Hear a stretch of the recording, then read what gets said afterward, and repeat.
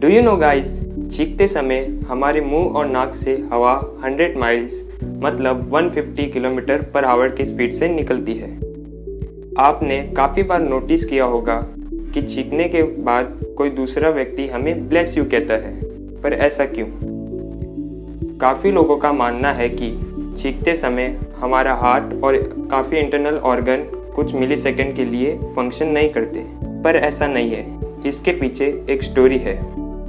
Pop Gregory 8 ने कहा था कि यह ब्लेसिंग करने से बुबोनिक प्लेग्यू स्टॉप होता है, जो कि उस समय काफ़ी लोगों की जान ले चुका था रोम में।